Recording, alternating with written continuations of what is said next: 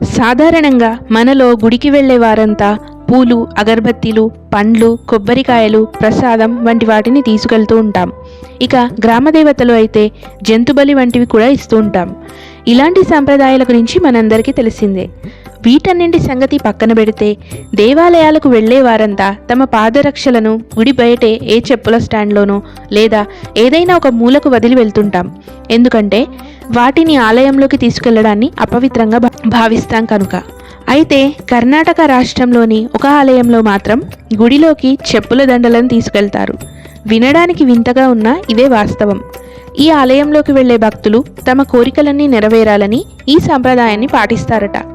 ఈ సందర్భంగా ఈ వింత ఆచారం వెనుక ఉన్న కారణాలేంటి, ఈ ఆలయం ఎక్కడుందనే పూర్తి వివరాలను ఈ వీడియోలో తెలుసుకుందాం. వీడియో స్కిప్ చేయకుండా చూడగలరు. కర్ణాటక రాష్ట్రంలోని కాలాబుర్గి జిల్లాలో అలన్ తాలూకాలోని గోలాబీ గ్రామంలో లక్కమ్మవారి దేవాలయం ఉంది. ఈ ఆలయంలో ప్రతి సంవత్సరం దీపావళి ముగిసిన 5 రోజులకు అంటే పంచమి రోజున, అలాగే కార్తీక పౌర్ణమి వేళ 2 రోజుల పాటు జాతర నిర్వహిస్తారు. ఈ సమయంలోనే కొత్త పాదరక్షలను కట్టే సాంప్రదాయం ఉంది. ఈ గుడి ముందు చెప్పులు కట్టడమే ఈ జాతర ప్రత్యేకత. ప్రతి ఏటా జాతర సమయంలో ఈ గుడికి వచ్చే భక్తులందరూ తమ కోరికలు నెరవేరాలని గుడి ముందు పాదరక్షలను కట్టేవారు. ఒకప్పుడు ఈ ఆలయంలో ఎద్దులను బలి ఇచ్చే సంప్రదాయం ఉండేదని స్థానికులు చెబుతుంటారు. అయితే ఇది ప్రభుత్వం చట్టవిరుద్ధమని చెప్పి పూర్తిగా రద్దు చేసింది.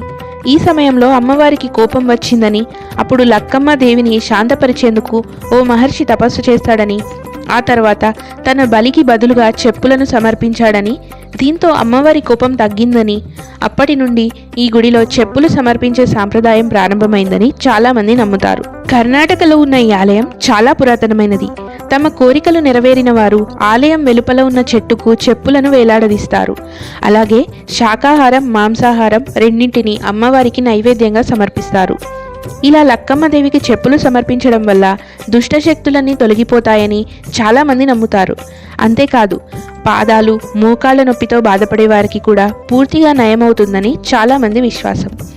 అయితే ఈ అమ్మవారు ఇతరుల హానిని కోరుకునే వారిని, అలా ఆలోచించే వారిని అస్సలు క్షమించదని స్థానికులు నమ్ముతారు.